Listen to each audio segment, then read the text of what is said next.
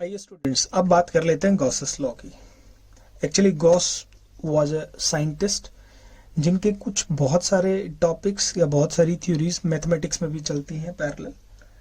तो आज हम उस गॉसेस लॉ को ही पढ़ेंगे और वो इलेक्ट्रिक फील्ड से रिलेटेड है कैसे, यानी किस तरह से इलेक्ट्रिक फील्ड से एसोसिएटेड है। फ्लक्स के बारे में बहुत अच्छे से जान चुके हो, मैंने डिफरेंट इल्यूस्ट्रेशंस के थ्रू आप लोगों को समझाया है, बताया है what is the real meaning of electric flux. देखिए, गॉसेस लॉ कहीं ना कहीं एक बहुत छोटे से कंसेप्ट पे टिका हुआ था, जिसके बारे में हम इसके जस्ट बाद बात करेंगे, जिसको हम गॉसियन सरफेस बोलते हैं, है ना। इसके बाद बात करेंगे, लेकिन आपके माइंड में पहले से ही एग्जैक्टली मैप कर देता हूं कि हाँ, इस तरह की सिचुएशंस भी आने वाली। इन्होंने ये बताया कि आप कोई भी क्लोज्ड सरफेस लो, उसके लिए मेरा लॉ वैलिड रहेगा। पहली बात जो आप नोट रखेंगे, Gauss's law is valid for only and only for the close surfaces. Close surfaces के लिए वैलिड था ये लॉ, राइट। ओके, अब ये क्वेश्चन आया कि सर अगर क्लोज सरफेस नहीं होगा तो क्या होगा, तो सर हम गॉसेस लॉ अप्लाई नहीं कर सकते। फाइन, तो ये लॉ कहता है the net electric flux for a close surface is equal to 1/ε0 charge enclosed by it. मतलब क्या है, अगर किसी क्लोज सरफेस के अंदर आपने कोई चार्ज रखा है तो उससे इलेक्ट्रिक फील्ड लाइन बाहर निकलेंगी। वो किसके बराबर होगा, वो होगा Q/ε0।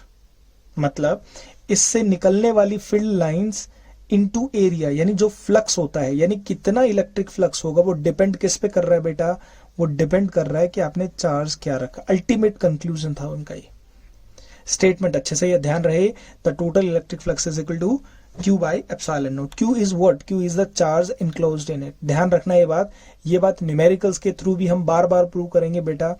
सरफेस के अंदर जो चीजें हैं ना, उसकी कहानी है, बाहर कुछ रहे हमें कोई फर्क नहीं पड़ता। चलिए इसका प्रूफ देख लेते हैं।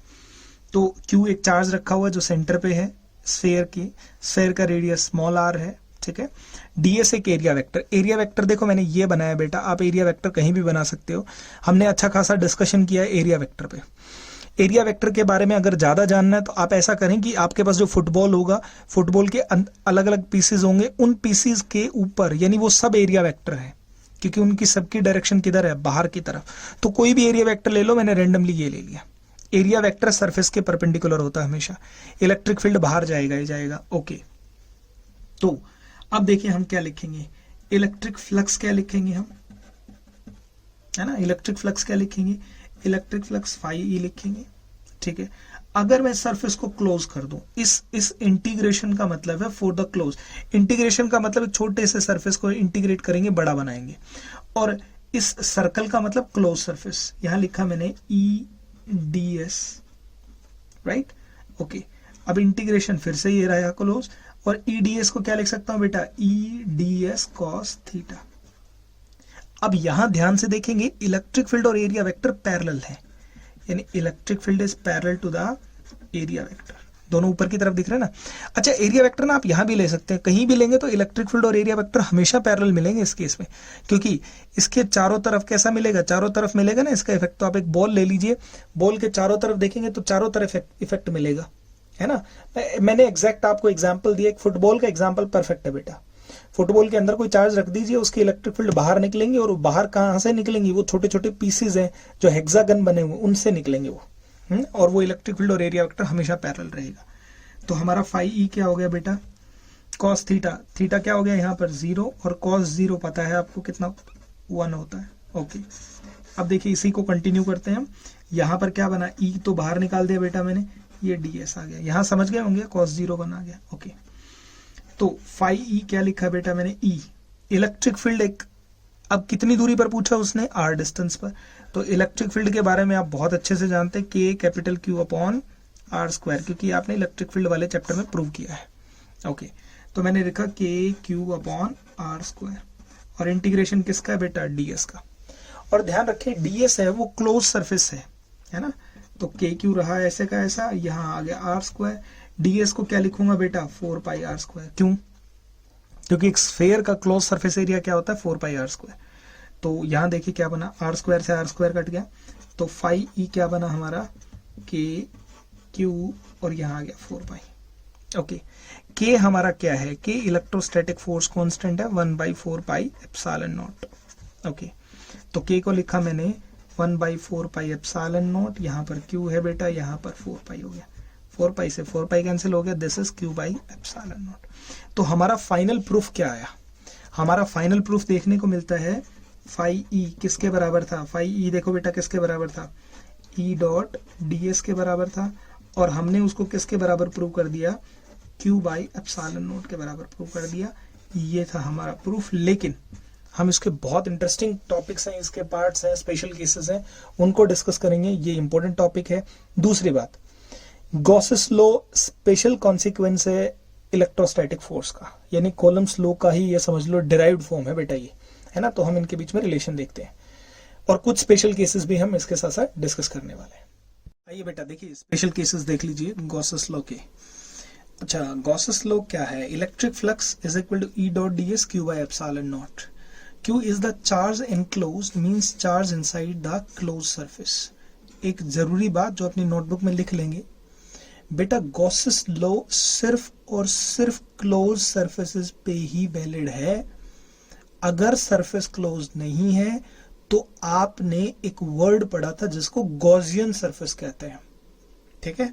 ओपन सरफेसेस के लिए नहीं होता। अच्छा, हम लगा लेते हैं ना, कहते हैं ना ओपन सरफेस पे भी हमने फ्लक्स निकाल लिया, तो वो कब किस कंडीशन में चलते हैं बेटा, उसके लिए ना हमें गॉसियन सरफेस को मानना पड़ता है। तो इसलिए इमेजिनेशन एक बड़ा रोल प्ले करती है।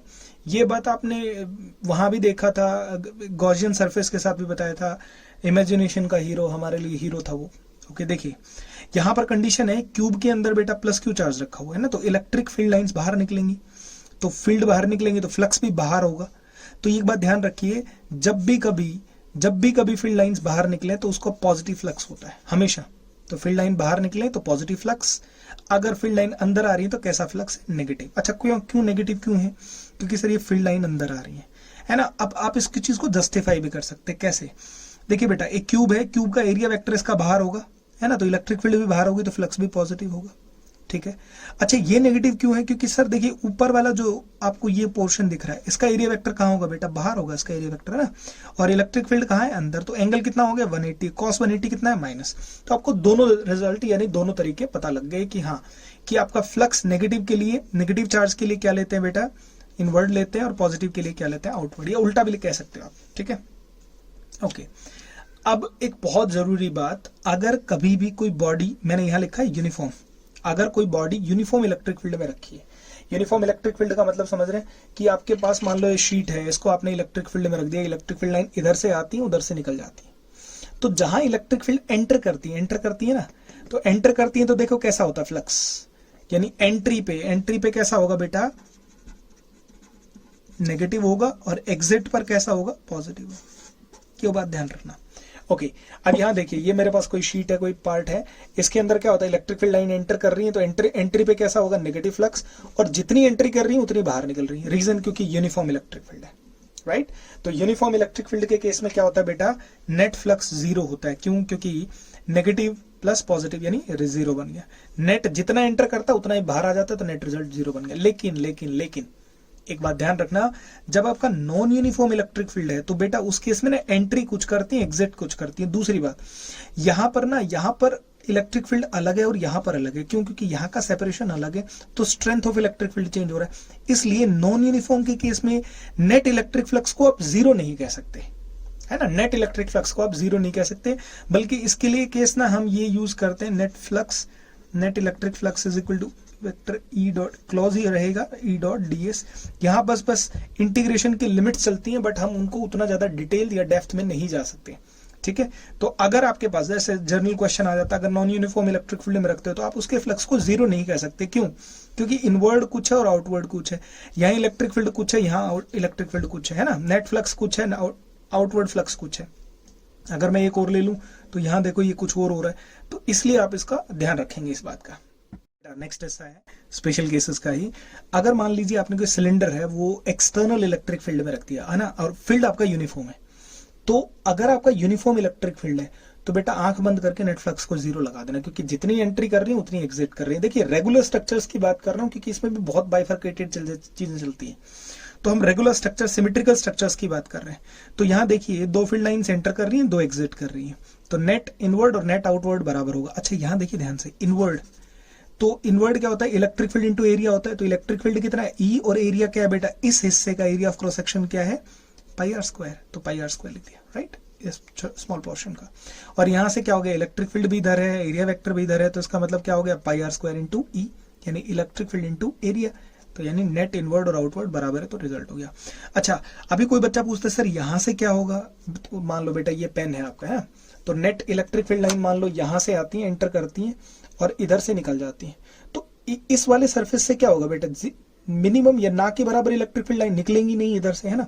या आप इसको दूसरे तरह से भी जस्टिफाई कर सकते हो कि इस कर्व्ड सरफेस का एरिया वेक्टर किधर होगा बेटा, ऊपर होगा ना, ये कर्व्ड सरफेस का एरिया वेक्टर ऊपर हो गया और इलेक्ट्रिक फील्ड इधर है, तो एंगल कितना हो गया 90, और cos 90 आप सब लोगों को पता है कितना होता है, 0। तो इसका मतलब जो अपर पोर्शन आपको दिखाई दे रहा है उसके अंदर नेट फ्लक्स क्या होगा बेटा, 0 होगा यहां पर। ओके आइए अब इसकी बात कर लेते हैं। इसमें ना कर्व्ड पोर्शन कई बार बच्चों को परेशान करता रहता है। मान लीजिए ये हमारे पास यूनिफॉर्म इलेक्ट्रिक फील्ड है और एक्सटर्नल इलेक्ट्रिक फील्ड में आपने इनको रखा हुआ है। ओके यहां देखिए, यहां भी वही कंडीशन लगती है कि नेट फ्लक्स क्या होगा बेटा, 0 होगा, net inward is equal to net outward. तो देखिए अब हमारे पास ना यहाँ कंडीशन क्या आ गई, नेट फ्लक्स या टोटल फ्लक्स को मैंने 0 रख दिया, ये बात तो आप समझ गए।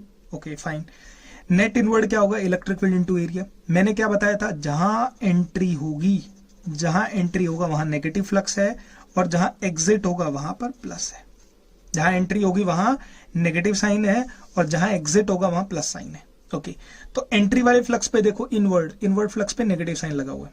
रीजन मैंने वहां भी बताया था कि बेटा इनवर्ड नेट फ्लक्स इनवर्ड पे नेगेटिव क्यों होता है ना, क्योंकि एरिया वेक्टर देखो, इसका एरिया वेक्टर बाहर है ना, तो इलेक्ट्रिक फील्ड और एरिया वेक्टर एंटी पैरेलल है और cos 180 माइनस होता है, इसलिए नेगेटिव फ्लक्स होता है। लेकिन इस कर्व्ड का तो एरिया नहीं पता, आपको नहीं पता ना, तो आपने क्या किया, आपने ये कहा भाई जितना फ्लक्स एंटर कर रहा है उसका उल्टा कर दूं। एंटर कितना कर रहा है, इलेक्ट्रिक फील्ड इंटू एरिया, उसका एंटी करेंगे, अपोजिट करेंगे, तो ये आ गया। तो इलेक्ट्रिक फील्ड इन और आउट तभी तो ये बराबर होगा, और मतलब बराबर होगा और नेगेटिव होगा तभी तो 0 बनेगा ही, है ना। ओके अब देखिए नेक्स्ट ले लेते हैं क्यूब के केस में क्या करेंगे बेटा, क्यूब के केस में भी वही condition, net inward is equal to net outward, है ना। नेट इनवर्ड में क्या होगा, नेगेटिव फ्लक्स होगा, और नेट आउटवर्ड में क्या होगा बेटा, पॉजिटिव। तो नेट इनवर्ड क्या लिखेंगे, इलेक्ट्रिक फील्ड इनटू एरिया। अब ये जो सरफेस दिख रहा है आपको, ये एक स्क्वायर शीट दिख रही है ना, तो इसका एरिया क्या होगा, साइड इंटू साइड, ये तो क्यूबॉइड जैसा है बट क्यूब मान लेते हैं इसको। तो इलेक्ट्रिक फील्ड इंटू एरिया, है ना, नेगेटिव साइन क्यों लग गया, क्योंकि एंट्री है। अच्छा एग्जिट पे कैसा है, प्लस है, तो इलेक्ट्रिक फील्ड इंटू एरिया, तो net inward net outward net flux 0। Okay अब यहां देखिए क्या है, यहां पर आपको दिया गया कि ये एक हेमिस्फेयर है कुछ इस तरह से, ठीक है, और आपको नेट फ्लक्स बताना बेटा क्या होगा, है ना। आप अपना बोल ले घर पे, है ना, जिसपे आप कटोरी बोलते हैं, जिसको उल्टा करके रख दें, देखे कि कितना फ्लक्स जा रहा है कुछ उसी तरह की चीजें हैं। ओके तो देखिए यहां पर नेट इनवर्ड फ्लक्स, इसको 2 हिस्सों में तोड़ लूं, तो ये 1 2 3 ये इनवर्ड है और एग्जैक्टली यही फील्ड लाइंस बाहर निकल रही है बेटा, इसको यूनिफॉर्म ही कंसिडर करके चले आप। तो देखिए 1 2 3 ये 3 फील्ड लाइंस एंटर कर रही है और 3 बाहर निकल रही है, तो नेट इन और नेट आउट बराबर हो गया, तो नेट फ्लक्स क्या हो गया बेटा, 0। यहाँ नेगेटिव था और यहाँ पॉजिटिव था। ओके देखिए बेटा इन चीजों को ना अपनी नोटबुक में साथ साथ लिखते चलें, क्योंकि यहां से कॉन्सिक्वेंसेस से बहुत बार केसेस से बहुत क्वेश्चंस आते हैं। डेरिवेशन को रटे ना, बस इसके स्पेशल क्वेश्चंस हैं, स्पेशल केसेस हैं, उनको ध्यान से पढ़ लेंगे, ये बहुत काम आने वाली चीजें आपके लिए। अच्छा डायपोल को अगर क्लोज सरफेस में बंद कर दिया ना, डायपोल को क्लोज सरफेस का मतलब आपने डायपोल को अपने रूम में बंद कर दिया, क्यूब में बंद कर दिया, स्फीयर में बंद कर दिया। डायपोल पे नेट चार्ज क्या है बेटा, 0, और फ्लक्स किस पे डिपेंड करता है, सिर्फ चार्ज पे डिपेंड करता है। ओके अभी यहां पर एक क्वेश्चन आ गया, सर नहीं मैं तो क्यूब में बंद करूंगा उसी डायपोल को, तो भी नेट फ्लक्स क्या होगा, 0। कोई कहता है नहीं जी उस क्यूब को मैं डबल कर दूंगा, उस क्यूब का साइज डबल कर दूंगा, तो भी नेट फ्लक्स क्या होगा बेटा, 0। तो ध्यान रखना हमेशा इलेक्ट्रिक फ्लक्स इस बात पे डिपेंड कर रहा है कि आपने चार्ज क्या रखा है अंदर, इस बात पे डिपेंड नहीं कर रहा कि उस बॉडी के डायमेंशंस क्या है। ओके अब देखिए यहां पर ये चार्ज Q1 Q2 Q3 मैंने यहां लिखा हुआ, तेरा क्या होगा रे, तुम्हारा क्या होगा रे, है ना। ये 16 फिल्म का डायलॉग है ना। ओके देखिए तो फाइनेट है Q1 माइनस Q2। देखिए इस मैंने आपको बताया भी था, इन चार्जेस इन इस सरफेस के अंदर एनक्लोज्ड है ना, उसका सम कर दो बस। तो Q1 plus minus Q2 plus Q3। ऐसे 2-3 क्वेश्चंस आपको प्रैक्टिस में भी दिए जाएंगे जिसमें टेढ़े मेढ़े सर्फेसेस है ना, आप अपने बुक से भी देखेंगे तो बहुत सारे अच्छे अच्छे क्वेश्चन है वहाँ। तो ये Q4 का क्या होगा आप बताएंगे जरा। ये बात तो बहुत पहले बताई गई थी आपको कि बेटा जितना चार्ज एनक्लोज्ड है, जितना चार्ज बंद है, सिर्फ उसकी बात करते हैं। और बंद कितना है Q1 minus Q2 plus Q3, यहाँ लिख दिया। तो इसका कुछ नहीं होगा, क्यों? क्योंकि आप बाहर हो सिस्टम से बाहर हो तो कुछ नहीं मिलने वाला आपका। सिस्टम में जाइए, आप फ्लक्स कंसिडर करेंगे, आप इलेक्ट्रिक फ्लक्स में कंट्रीब्यूट करेंगे। अगर आप क्लोज सरफेस से बाहर है तो आपका कुछ नहीं होगा। अब इसका क्या होगा? इसका कुछ नहीं होगा क्योंकि ये क्लोज सरफेस से बाहर। देखिए बेटा यहाँ पर एक और स्पेशल कॉन्सिक्वेंस है, ये इंपॉर्टेंट पार्ट है, क्योंकि यहाँ से कई बार टेढ़े मेढ़े तरीके से क्वेश्चन पूछ लिया जाता है। कहता है अगर आपके पास एक क्यूब है या आपके पास आपका जो रूम है उसके अंदर आपने चार्ज रख रखा है जी, फ्लक्स देखा आपने चारों कॉर्नर से निकल रहा है, ठीक है, ओके, हर तरह से निकल रहा है फ्लक्स, बाहर की तरफ क्योंकि पॉजिटिव चार्ज अंदर रखा है ना, ओके। अब देखिए अगर आपने ये कहा कि उस मीडियम को, उस डिब्बे को, उस क्यूब को आपने सर्टेन मीडियम से फिल कर दिया, मतलब आपका जो क्यूब है उस क्यूब के अंदर बेटा मान लीजिए ये क्यूबॉइड है मेरे पास, इस क्यूबॉइड के अंदर हमने कोई मीडियम, कोई मटेरियल रख दिया, तो फ्लक्स पे क्या फर्क पड़ेगा? तो पड़ेगा फ्लक्स पे फर्क, क्यों? क्योंकि आपने चार्ज के साथ मीडियम फिल कर दिया। तो फाइनेट क्या हो जाएगा बेटा? Q बाई K क्या है? K is dielectric constant. अब देखिए, अब यहां से ना एक जनरल क्वेश्चन आ जाता है, क्या फ्लक्स इंक्रीज होगा या डिक्रीज होगा? फ्लक्स पे क्या फर्क पड़ेगा? तो डाइलेक्ट्रिक कांस्टेंट देखिए, वैक्यूम का क्या होता है 1, इसके अलावा क्या होता है? बढ़ता चला जाता है ना। तो डाइलेक्ट्रिक कांस्टेंट बढ़ेगा तो फ्लक्स की वैल्यू क्या होगी बेटा? फ्लक्स घटेगा। मतलब अगर आपने किसी एनक्लोज सरफेस के अंदर कोई मीडियम फिल कर दिया चार्ज के साथ तो फ्लक्स की वैल्यू घटेगी, है ना। ये एप्सिलॉन आर है या एप्सिलॉन, जो भी वैल्यू आपके पास कंपेटेबल हो जिस फॉर्म में, वो ध्यान रखें। तो इसका मतलब अगर किसी एनक्लोज सरफेस में किसी चार्ज को रख दिया जाए किसी मीडियम के साथ तो फ्लक्स ऑलवेज डिक्रीजेस। क्यों? क्योंकि डाइलेक्ट्रिक कांस्टेंट बढ़ेगा वैक्यूम के बाद। तो आप किसी मीडियम को, फॉर एग्जांपल पानी रख दिया, पानी से भर दिया आपने और चार्ज भी रख दिया, है ना, या इसी तरह का कोई मीडियम रख दिया, तो क्या होगा? फ्लक्स कितना होगा? 80 टाइम्स घट जाएगा बेटा। क्यों? क्योंकि ये 80 रखोगे तो 1/80 टाइम्स हो जाएगा, है ना। आइए बेटा electric flux for A cube for the different locations देख लेते हैं। तो क्यूब के बारे में आप बहुत अच्छे से जानते हैं, क्या? क्योंकि हमने ये बात एरिया वेक्टर के फॉर्मेट में भी बताई था, ये एक बार पहले भी यूज कर रखा है आपने, है ना, ओके। तो यहाँ देखिए ये इसके फेसेस हैं, है ना, तो 1 2 3 4 5 6 फेसेस हैं, 8 कोने हैं इस पे, है ना, और ये आपके कुछ ऐसे साइड्स बनी हुई है, एजेस बोलते हैं हम जिसको। अब यहाँ पर कहता है बेटा कि चार्ज को आप सेंटर ऑफ द क्यूब पे रख दें, मतलब इस क्यूब के अंदर रखा है या किसी बॉल के अंदर रखा है, क्योंकि देखो स्ट्रक्चर पे तो डिपेंड करता नहीं। तो फ्लक्स क्या होगा इस केस में? मैं तो क्यूब की बात कर रहा हूँ, तो फ्लक्स क्या होगा बेटा? Q by epsilon not. क्यों? क्योंकि देखो इधर से भी निकलेगा, इधर से भी निकलेगा, इधर से भी निकलेगा, और ऊपर से भी निकलेगा, है ना, और पीछे भी निकलेगा, और आगे ऐसे भी आएगा। तो नेट फ्लक्स तो चारों तरफ से निकलेगा, तो Q बाई एप्सिलॉन नॉट। लेकिन अगर आपसे एक फेस पूछ लेता है, एक ओनली वन फेस, अच्छा ये जो फ्लक्स है कितने फेसेस से निकल रहा है? 6 फेसेस से निकल रहा है ना, ऊपर इधर उधर चारों तरफ से निकल रहा है। अगर एक फेस से पूछा जाए तो 1/6 कर देंगे, क्लियर हुआ होगा। नेट फ्लक्स पूछे तो Q बाई एप्सिलॉन नॉट, अगर एक फेस से पूछे तो Q by 6 epsilon not, okay. लेकिन बेटा कॉर्नर की कंडीशन देखिए, यहां मैंने एक डायग्राम बनाया और कुछ समझाने की कोशिश की आपको। अगर आप किसी चार्ज को किसी क्यूब के कोने पे रखते हैं ना, यहां पर रखते हैं बेटा आप इस पोर्शन पे, तो देखिए एक बात ध्यान दें कि जब आपने किसी चार्ज को इस कॉर्नर पर रखा है तो बात ये आई कि इस क्यूब के लिए कितना फ्लक्स होगा ना। कुछ देखिए यहां पर आपने रखा तो बहुत सारा फ्लक्स तो बाहर निकल जाएगा, यहां देखिए जैसे इस डायग्राम में दिखाने की कोशिश की गई है ना, तो ये चार्ज है तो ये बहुत सारा तो बाहर निकल रहा है, फ्लक्स क्या है? कुछ हिस्सा ही अंदर आ रहा है ना, तो हमें ये देखना है यहाँ पर। तो यहां देखिए क्या हुआ, ये जो कॉर्नर है ये कितने क्यूब से कनेक्टेड है। तो देखो मैं यहां मार्क कर रहा हूं बेटा, एक तो ये जो डार्क की तरफ नीचे की तरफ दिख रहा है तो क्यूब है हमारा, इसके कोने पे चार्ज रखा है। तो यहां पर देखो 1 2 3 4 नीचे 5, ये 6 और ये हो गया 7 8, तो ये खुद है ही। तो ये कोना कितने पोर्शन से जुड़ा हुआ है? एक अकेला कॉर्नर, अकेला कॉर्नर, ये अकेला कॉर्नर अगर देखा जाएगा तो ये कितने से जुड़ा हुआ है बेटा? ये अपने सराउंडिंग 7 से जुड़ा हुआ है। कितने से जुड़ा हुआ है? 7 से जुड़ा हुआ है। ओके, तो इसका मतलब क्या है, इसको मिलेगा तो कितना मिलेगा? 1/8 हिस्सा ही मिलेगा ना, क्योंकि इसके अराउंड, तो इस कॉर्नर के अराउंड 8 क्यूब है, 1 2 मतलब आपने गिन लिए, काउंट कर लिए, तो फ्लक्स इस क्यूब के लिए कितना होगा? 1/8 होगा। बाकी 7 पार्ट कहाँ चला जाएगा? देखिए ये फ्लक्स ऊपर भी इधर 1 2 3 4 सबके लिए जाएगा ना। तो इस क्यूब के लिए अगर कॉर्नर पे चार्ज रखा है तो कितना हो गया? 1/8। लेकिन देखिए आप इसको ना बहुत आसान तरीके से यहाँ पे अंडरस्टैंड, ये सिर्फ और सिर्फ इमेजिनेशन और विजुअलाइजेशन के लिए था आपके लिए। अगर आपने यहाँ पर रख रखा है सेंटर पे, है ना, तो क्या हो गया? Q by epsilon not. Face पे क्या हो गया? Q/6 epsilon not.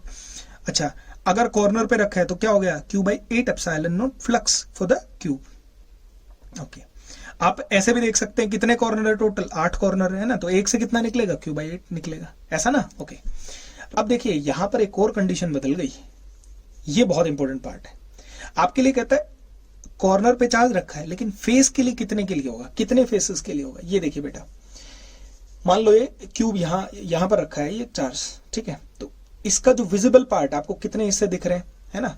अगर आप अपने इस एंगल से देखने की कोशिश करेंगे तो इसमें देखिए आपको 1 2 ये 3 हिस्से दिख रहे हैं ना आपको, एक, ये तो 1, ये 2 और ये 3। इन 3 हिस्सों पे फ्लक्स होगा ही नहीं। क्यों? देखिए इससे इलेक्ट्रिक फील्ड लाइंस ऐसे जाएंगी, मैं ड्रॉ करके बता देता हूं, इससे इलेक्ट्रिक फील्ड लाइंस ऐसे जाएंगी, है ना। इसका एरिया वेक्टर कहाँ है बेटा? ये रहा एरिया वेक्टर, ये रहा कैप, ठीक है। इससे चलो मैं दूसरा क्यूब ले लेता हूं, ये देखिए, है ना, आपने यहां पर चार्ज रखा है बेटा, और आपके लिए कौन सी 3 चीजें विजिबल है? 1 2 और ये 3, सिर्फ ये 3 चीजें, ये इस तरह से मैंने जो मार्क किया बेटा, ये आपके लिए एक इंपॉर्टेंट पार्ट है ना। देखिए बेटा, चार्ज एट कॉर्नर पे जाएं उससे पहले हम गॉसियन सरफेस से मिल लेते हैं। ये है इमेजिनेशन का असली हीरो, है ना। मतलब क्या है एक्चुअली गॉसियन सरफेस होता क्या है? गॉसियन सरफेस बेटा एक ऐसा सरफेस होता है जो एक इमेजिनरी सरफेस है। इमेजिनरी सरफेस समझ रहे हो, जिसको हम मान लेते हैं, है ना। जैसे फॉर एग्जाम्पल आपके पास ना एक, मान लो एक पॉइंट है ना, एक स्फेरिकल बॉडी है, उस स्फेरिकल बॉडी के अराउंड अपनी तरफ से मान के चलें कि ये आपके पास एक क्लोज सरफेस आ गया, एनवेलप टाइप आ गया, है ना, उसको हम गॉसियन सरफेस बोल देते हैं। तो गॉसियन सरफेस एक ऐसा सरफेस है, उस सरफेस पर इलेक्ट्रिक फील्ड की वैल्यू चारों तरफ सेम रहती है। इमेजिनरी सरफेस को हम यूज करते हैं, क्यों? क्योंकि बेटा देखो, गॉसेस लॉ लगता किस पे है? क्लोज सरफेसेस पर। अगर सरफेस क्लोज नहीं है और लेकिन आपने जिद कर ली कि आप गॉस लॉ बनाएंगे, तो आपको क्या करना पड़ेगा? एक सरफेस इमेजिन करना पड़ेगा उसके चारों तरफ। क्वेश्चन आता है सरफेस हो कैसा? ये डिपेंड करता है चार्ज कैसा है। ये बातें बहुत इंपॉर्टेंट है, लिख लेना। क्यों? क्योंकि बेटा इन्हीं का यूज आप आने वाले डेरिवेशंस में करोगे जहां आप गॉसियन सरफेस मानोगे, ठीक है। तो ये आगे वाले टॉपिक्स के लिए बहुत इंपॉर्टेंट पॉइंट रहने वाले हैं। अब कोई कहता है मेरे पास ना पॉइंट चार्ज है, पॉइंट चार्ज का शेप कैसा? स्फेरिकल शेप है, तो गॉसियन सरफेस का नेचर भी कैसा होगा बेटा? स्फेरिकल। आई होप क्लियर होगा। एक स्फेरिकल चार्ज है तो गॉसियन सरफेस भी उसके चारों तरफ कैसा होगा बेटा? स्फेरिकल ही होगा। अच्छा, ये पॉइंट ना रेडियल होगा। रेडियल का मतलब समझ रहे हो? रेडियल का मतलब आउटवर्ड होगा, जैसे ये रहा, है ना। आउटवर्ड होगा मतलब चारों तरफ एक जैसा सिमेट्रिकल होगा। जैसे इसके लेयर और एक और लेयर बना दूं, एक और लेयर बना दूं, एक और मतलब मेनी मोर लेयर्स बना दे, तो वो सब ना लेयर्स एक तरह की गॉसियन सरफेस होगी जो हमने इमेजिन की है। अब कोई कहता है मेरे पास स्फेरिकल चार्ज डिस्ट्रीब्यूशन है ना, ये तो स्फेरिकल चार्ज था, केवल स्फेरिकल मतलब पॉइंट चार्ज था। अगर कोई कहता है मेरे पास स्फेरिकल चार्ज डिस्ट्रीब्यूशन है, जैसे स्फेरिकल बॉडी है, तो उसके अराउंड भी बेटा कैसा नेचर ऑफ गॉसियन सरफेस होगा? स्फेरिकल। और वो भी कैसा होगा? रेडियल। रेडियल का मतलब समझ रहे? रेडियल का मतलब बाहर की तरफ और इमेजिनरी यानी चारों तरफ दिखने वाला, एक जैसा दिखने वाला, सिमेट्रिकल दिखने वाला स्ट्रक्चर। ओके, अब आपको कहता है कि कोई लाइन ऑफ चार्जेस है। लाइन ऑफ चार्ज समझते हो? जैसे सिलेंडर है, ये लाइन ऑफ चार्ज होगी ना बेटा, लीनियर चार्ज डेंसिटी। तो इसके अराउंड भी क्या होगा? इसके अराउंड भी गॉसियन सरफेस होगा। आप इस बात से भी समझ ले, ये आपका जो स्केच का जो टॉप पिन दिख रही है ना, ये बेटा सिलेंड्रिकल है आपकी, ठीक है। तो अगर मैं कहूं भाई इसके अराउंड गॉसियन सरफेस बनाए, तो आपने ये कह दिया सर ये जो मार्कर का जो टॉप ये दिख रहा है ना, ये गॉसियन सरफेस ही है। और आप इस बात से आप एग्री करते हो? क्यों? क्योंकि ये सिलेंडर है, सिलेंडर के चारों तरफ ये छोटा छोटा छोटा उसके जैसा, बस थोड़ा सा बड़े रेडियस का एक सरफेस ड्रॉ कर लेते हैं, उसको हम क्या बोल देते हैं? सिलेंडर का स्ट्रक्चर बोल देते हैं। उसका वो भी कैसा होगा? रेडियली होगा, चारों तरफ ही देखने को मिलेगा आपको। ओके, यहां पर कहता है प्लेनर चार्ज। प्लेनर चार्ज समझते हो? प्लेनर चार्ज मतलब एक शीट, मतलब जो हमने कुछ ऐसे देखी थी। अच्छा, यहां देखिए बेटा, यहां क्या होगा? क्या बताएंगे इसके बारे में आप? नेचर ऑफ गॉसियन सरफेस कैसा होगा? इसका मतलब इसी तरह का होगा, इसी तरह की शीट्स के फॉर्मेट में होगा, जैसे मेरा हाथ है, फिर एक और, फिर एक और, फिर एक और। ये तो चारों तरफ तो नहीं होने वाला ना, क्योंकि यहाँ पर देखो इसकी थिकनेस है, ये बहुत बड़ा रोल प्ले करेगा एक डेरिवेशन की फॉर्म में। अच्छा, इलेक्ट्रिक फील्ड क्या होगा, ये इंपॉर्टेंट बात है। इलेक्ट्रिक फील्ड कहाँ होगा, नॉर्मल टू द सरफेस, ऐसे जो मेरा मार्कर है that will be the electric field, right. अच्छा, मैं एक बार दोबारा से इन्हीं चीजों को रिपीट कर देता हूँ फिर से, है ना। जैसा देखिए पॉइंट, अगर स्फेरिकल पार्ट था तो स्फेरिकल पार्ट के ना इलेक्ट्रिक फील्ड रेडियल होगा, मतलब मैं यहाँ पर ड्रॉ कर देता हूँ बेटा आपके लिए। ये देखिए इलेक्ट्रिक फील्ड ये रहा, ये रहा, ये रहा, ये रहा, ये रहा, है ना। ये आउटवर्ड है, क्यों, क्योंकि चार्ज पॉजिटिव है। अगर कोई कहता है सर नहीं मेरे पास तो नेगेटिव चार्ज है, तो इलेक्ट्रिक फील्ड क्या होगा, अंदर की तरफ, लेकिन रेडियल ही होगा। रेडियल मतलब चारों तरफ से आएगा ये, क्लियर। ओके, यहाँ पर चार्ज कैसा था बेटा, पॉजिटिव। ओके, अब कोई कहता है स्फेरिकल, स्फेरिकल के लिए तो परफेक्ट मिनिएचर हमारे पास है ना, ये सब इलेक्ट्रिक फील्ड है। ये अंदर चार्ज कैसा रखा है, पॉजिटिव, तो ये फील्ड लाइंस बाहर निकल रही है, बाहर निकल रही। अगर अंदर चार्ज रखा तो फील्ड लाइंस कहाँ जा रही है, अंदर। और रेडियल मतलब आपको चारों डायरेक्शन में देखने को मिलेंगी। ओके ओके, अब अगर आपको कहता है सिलेंड्रिकल, सिलेंड्रिकल में देखो, सिलेंड्रिकल में जो कर्वेचर है बाहर की तरफ, बाहर की तरफ, यानी इसके छोटे छोटे एरोज बाहर निकालो चारों तरफ से, ऐसे ऐसे ऐसे ऐसे, चारों तरफ चारों तरफ चारों तरफ, है ना। तो सिलेंड्रिकल होगा लेकिन रेडियली आउटवर्ड होगा। लेकिन अगर आपने अभी अगर देखा हो, यहाँ पर एक शीट की बात कर रहा था मैं, है ना, ये वाला देखो, इस केस में बताएं, इस केस में इलेक्ट्रिक फील्ड क्या होगा, इलेक्ट्रिक फील्ड ये होगा बेटा, होगा, क्योंकि ये क्या है, ये पॉजिटिवली चार्ज होगा, पॉजिटिवली चार्ज होगा, इलेक्ट्रिक फील्ड इधर आएगा। अगर ये नेगेटिवली चार्ज हुआ तो इलेक्ट्रिक फील्ड अंदर आएगा, है ना। तो हुआ ना, परपेंडिकुलर टू द प्लेन हुआ। तो गॉसियन सरफेस आई होप आपको बहुत अच्छे से क्लियर हो गया होगा, क्योंकि गॉसियन सरफेस के बेसिस पे ही हमारे अगले डेरिवेशन चलेंगे। आइए बेटा, गॉसियन सरफेसेस के बाद अब हम बात करेंगे when charge is at the corner of the cube, मतलब चार्ज एक कॉर्नर ऑफ द क्यूब पे रखा गया तो क्या होगा। अब अगर आप इस पॉइंट को, इस क्यूब को ध्यान से देख रहे हैं, तो यहां पर ना मैंने कुछ छोटे छोटे और क्यूब्स बना रखे हैं। मतलब अगर आप ये कहें कि सर हमारे पास एक ये क्यूब है, इस क्यूब के इस कॉर्नर पर चार्ज रखे तो कितने छोटे छोटे क्यूब जुड़ सकते हैं हमारे, है ना। तो ऐसे ऐसे आप विजुअलाइज करेंगे तो आप देखेंगे एक इधर, एक इधर, एक इधर, एक इधर, दो दो इधर, है ना। तो लेकिन यहां पर काफी आसान हो जाएगा आप लोगों के लिए विजुअलाइजेशन करना। तो देखिए ध्यान से एक बार, तो ये है कॉर्नर, यहां देखिए एक कॉर्नर जहां 1 लिखा है, 1 2 3 4 5 6 7 और 8 तो है ही। तो यानी इस क्यूब का एक कोना, ये वाला कोना, ये अपने आसपास के 7 क्यूब से जुड़ा हुआ है। यानी अल्टीमेटली ये चार्ज कितने कॉर्नर से जुड़ा हुआ है, ये 8 कॉर्नर से जुड़ा हुआ है। नहीं तो दोबारा से इसको दोबारा से रिपीट करके फिर से देखना बेटा, कैसे कैसे किस किस तरह से जुड़ा हुआ, मैंने इनकी मार्किंग भी की हुई है। तो फ्लक्स एक क्यूब के कॉर्नर की वजह से कितना हुआ, देखो 1/8 पोर्शन तो आएगा, क्यों, क्योंकि 8 कॉर्नर जुड़े हुए हैं।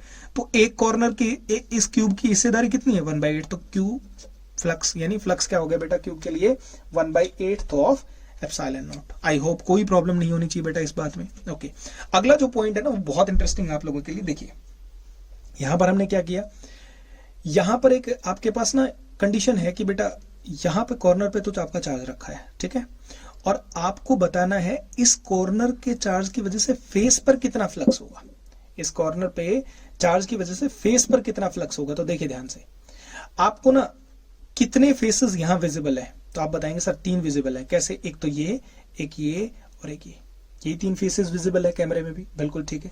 इन तीनों फेसेस के लिए नहीं होगा, ये तो बात सर हमें समझ में नहीं आई। चलो सर देखो, तो देखिए यहाँ पे कॉर्नर पे चार्ज रखा हुआ, इलेक्ट्रिक फील्ड कहाँ होगा, उस तरफ होगा एरो, और ये क्या है, ये एरिया वेक्टर है। तो एंगल कितना हो गया, 90 डिग्री, बिल्कुल ठीक है। ये देखो ध्यान से, ये कॉर्नर पे चार्ज है, इलेक्ट्रिक फील्ड इधर होगा, होगा ना। ये क्या है, पिन, एरिया वेक्टर है, तो एंगल कितना, 90 डिग्री, फ्लक्स कितना, 0। यहाँ देखो इस कॉर्नर पे चार्ज है, इलेक्ट्रिक फील्ड किधर है, इधर है। ये क्या है, एरिया वेक्टर, एंगल कितना, 90 डिग्री, फ्लक्स कितना, 0। इसके अलावा इलेक्ट्रिक फील्ड ना ऐसे निकल रहा है, तो वो सभी से अलोंग द एरिया वेक्टर चलेगा, हमेशा सबसे। इसके अलावा जब चलेगा तो देखिए ध्यान से, एक क्यूब के लिए कितना हिस्सा था, एक कॉर्नर का कितना हिस्सा कंट्रीब्यूटेड था, बिल्कुल ठीक है, Q/8 एप्सिलॉन नॉट, ये तो यही था ना कॉर्नर वाला। लेकिन हमारे लिए 3 फेसेस पे तो काम ही नहीं कर रहा, जहां क्रॉस लगा रहा हूं वहां काम नहीं कर रहा फ्लक्स, क्यों, क्योंकि यहां पर तो हो ही नहीं रहा है। ओके, ये तो पास ही नहीं कर रहा इधर से। ओके, तो कितने से पास कर रहा है, 3 से। तो एक फेस का कितना, 1/3। तो क्या हो गया बेटा, Q/24 एप्सिलॉन नॉट। ये बात अगर नहीं समझ में आई तो एक बार दोबारा से रिपीट करके देखें, और यहां पर अपने इमेजिनेशन को थोड़े से दरवाजे खोलें और सॉल्व करें। यहां पर लिखा मैंने एक फेस का लिखा बेटा, देखो 3 से पास नहीं कर रहा तो 3 फेस से पास करेगा, तो एक फेस से कितना हो गया, 1/3। तो क्या हो गया, Q/24 एप्सिलॉन नॉट। अब देखिए इसको ना आप ऐसे में इमेजिन कर सकते थे बेटा, ये क्या हो गया, ये कॉर्नर पे रखा था ना फ्लक्स चार्ज, तो ये क्या हो गया, फ्लक्स बाहर निकाल रहा है, तो ये हिस्सा अंदर की तरफ आ रहा है, अंदर की तरफ आ रहा है ना, तो यानी कि कॉर्नर वाला कितना कर रहा है, 1/8 कर रहा है ना। ये जस्ट फॉर द अंडरस्टैंडिंग था कि अगर कॉर्नर पे रखा जाए तो फ्लक्स किस तरह से डिस्ट्रीब्यूट होगा। चलो मैं कुछ और चीजें ले लेता हूं आप लोगों के लिए, इंटरेस्टिंग है। एक और क्यूब ले लिया बेटा हमने, ठीक है। अब आएगी समझ में आपको ये वाली कहानी।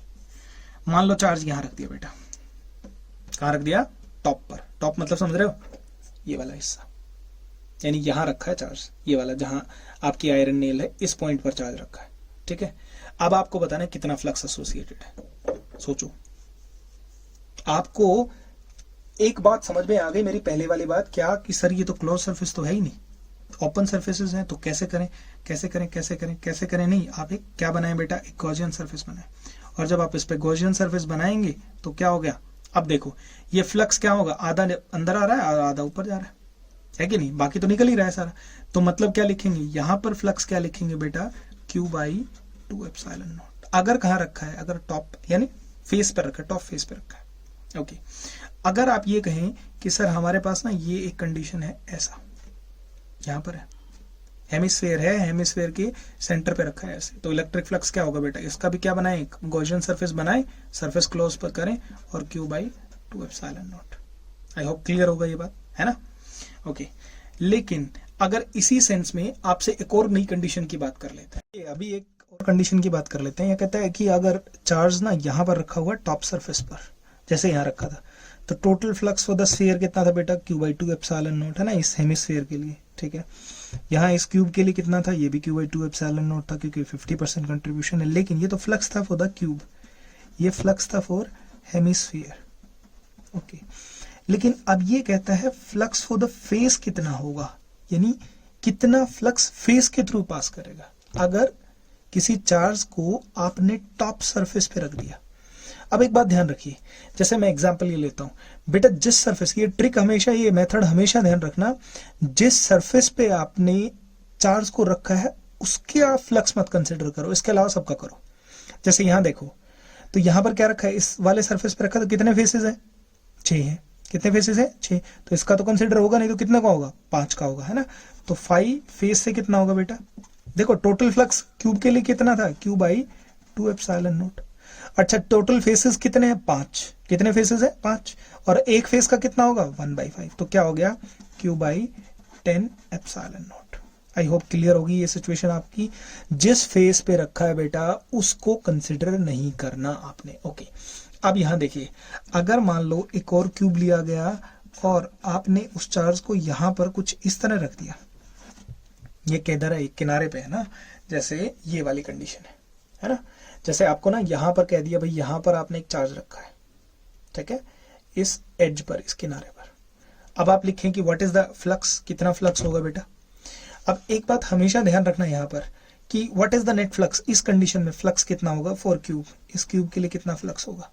तो इससे कितने क्यूब जुड़ सकते हैं, एक इधर जुड़ जाएगा, राइट, एक इधर जुड़ जाएगा, लेकिन फिर भी नहीं दिखेगा। देखो एक हिस्सा यहां जुड़ गया, है ना, एक हिस्सा इधर जुड़ गया, लेकिन फिर भी छोटा सा कॉर्नर अभी भी विजिबल है। तो कितने क्यूब जुड़ेंगे बेटा, 3 क्यूब और जुड़ेंगे, यानी टोटल 4 क्यूब हो जाएंगे ना। तो देखो इसका, इस क्यूब के लिए कितना होगा, 1/4, तो क्या लिखेंगे, 1/4 of Q/ε0। I hope clear हो गया होगा कि अगर आपने यहां पर एक चार्ज रखा है तो नंबर ऑफ क्यूब चिपका के देख लो, एक ये जुड़ गया, एक और जुड़ गया, है ना। लेकिन अभी भी देखो आपको कहीं ना डॉट दिख रहा है, तो एक क्यूब और आके लग जाएगा। तो कितने हो गए, 3 क्यूब तो हमने जोड़े, एक ये हो गया 4, तो टोटल फ्लक्स क्या हो गया, उस केस में तो मिल गया, वो सब गॉसियन सरफेस होंगे। तो इस क्यूब के लिए कितना होगा, 1/4 होगा ना, क्योंकि 4 क्यूब की वजह से मिला है आपको, ओके। लेकिन अभी भी लास्ट पॉइंट है बेटा इसका, अगर इसी कंडीशन को मैं फिर से ले लेता हूं, क्यू फेस के लिए कितना होगा, है ना, कितना होगा इन फेस, इस फेस के लिए कितना होगा। अब देखिए ध्यान से, यहां पर देखिए मैंने आपको, यानी इससे पहले भी वही कंडीशन बताई गई थी, इसके साथ कितने फेसेस कनेक्टेड हैं, इसके साथ कितने फेसेस कनेक्टेड हैं। अब देखो यहां पर क्या है, 1, मतलब जितने आपके फेसेस आपको कनेक्टेड दिख रहे हैं इस हिस्से के साथ, तो आपको कितने फेसेस दिख रहे हैं, बट टोटल कितने फेसेस होते हैं, 1 2 3 4 5 और 6, तो आपको कितने फेसेस कनेक्टेड दिख रहे हैं इसके साथ? दो दिख रहे हैं ना, एक और एक दो, है ना? तो कितने फेसेस बच गए बेटा? 4 फेसेस। देखो इस पॉइंट के साथ एक तो ये फेस कनेक्टेड है और एक ये फेस कनेक्टेड है, तो इसमें से तो फ्लक्स होगा नहीं, तो कहां कहां से होगा? 1 2 3 और 1 4, राइट? तो एक फेस से कितना होगा बेटा? देखो टोटल फ्लक्स कितना था? Q/4ε0। अगर चार्ज को यहाँ रखा है, कॉर्नर पे रखा है ना, इस वाली एज पे रखा है, ओके, तो कितने पार्ट कितने हिस्से जुड़े हुए हैं? 4 जुड़े हैं। एक से कितना होगा? 1/4। तो टोटल फेस से कितना हो जाएगा बेटा? Q/16ε। आप इनको ना अलग अलग करके लिखना बेटा, जैसे मैंने यहाँ पे रख के समझाया, यहाँ पे रख के समझाया, फिर यहाँ पे रख के समझाया। ये फेस और टोटल फ्लक्स को अलग अलग सेग्रीगेट करके लिखना, ये बहुत इंपॉर्टेंट पॉइंट्स थे। तो हमने आज बात करी बेटा किस तरह से हम इलेक्ट्रिक फ्लक्स को क्यूब के केस में, हेमिस्फेयर के केस में, क्यूबॉइड के केस में रखें तो क्या होगा, है ना? लेकिन देखिए एक और छोटी सी बात मैं बता दूं, अगर आपका ना चार्ज यहाँ सेंटर पे रखा है तो भी फ्लक्स वही है, 2 सेंटीमीटर ऊपर रख दिया तो भी फ्लक्स वही है, 3 सेंटीमीटर नीचे रख दिया तो भी वही है फ्लक्स। तो फ्लक्स की ना पोजीशन से फर्क नहीं पड़ने वाला, हाँ, मतलब चार्ज की पोजीशन से फर्क नहीं पड़ने वाला कि आपने कहा कितना ऊपर रखा है कितना नीचे रखा है। बस ये है कि वो एनक्लोज सरफेस के अंदर रहे तो आप फ्लक्स बहुत आराम से उसका निकाल सकते हो, राइट? ओके, इसी तरह के क्वेश्चन आपको आपकी एनसीईआरटी में भी मिलेगा। मान लो एक स्क्वायर है ना, स्क्वायर के सेंटर से a/2 डिस्टेंस पर एक चार्ज, ये एनसीईआरटी क्वेश्चन आप ट्राई करना कि स्क्वायर के सेंटर से a/2 डिस्टेंस पे एक चार्ज रखा हुआ है, तो what is the net flux for it? तो आप क्या करेंगे बेटा? एक गॉसियन सरफेस बनाएंगे और उसको सॉल्व करेंगे। ये बात तो मैंने आपको करवाई भी थी, है ना? तो एक फेस का निकाल दोगे आप, सॉल्व कर लोगे। ओके, तो ये सब आपके लिए कुछ प्रॉब्लम्स थी जिनको आपने देखा। आप लोगों के लिए असाइनमेंट है ये, जिसमें आपको क्या कैलकुलेट करना है, इलेक्ट्रिक फ्लक्स निकालना है, कौन के लिए। देखिए आप हेमिस्फेयर का कंसेप्ट पढ़ेंगे तो बहुत आराम से निकाल सकते हैं। एक चार्ज को x डिस्टेंस पे रखा है तो क्या होगा, ये अभी हमने केस डिस्कस किया है। इलेक्ट्रिक फील्ड डिस्क से कुछ इस तरह से 37 डिग्री पे जा रही है ना, तो इलेक्ट्रिक फ्लक्स क्या होगा बेटा? EDS cos थीटा होता है। cos 37 आप 3 4 5 वाले कंसेप्ट से कर लेंगे, है ना? यहाँ पर इलेक्ट्रिक फील्ड लाइन डिस्क से ऐसे जा रही है, तो इनको सॉल्व करें। बहुत बेसिक क्वेश्चन है। इससे पहले मैं आपको सजेस्ट करूंगा, आप जो स्पेशल केसेस और कॉन्सिक्वेंसेज और स्पेशल इफेक्ट्स बताए गए गॉसेस लॉ को, उनको जरूर देखें। इससे आपको बहुत मदद मिलेगी इन क्वेश्चंस को सॉल्व करने में। और सिर्फ गॉसेस लॉ से रिलेटेड क्वेश्चंस को सॉल्व करने की बात करें कि सॉल्व करें, क्योंकि इसके बाद एक स्पेशल न्यूमेरिकल पे आपका वीडियो आने वाला है, उसको हम डिस्कस करेंगे। उसमें डिफरेंट वेराइटी ऑफ न्यूमेरिकल्स को। Thank you.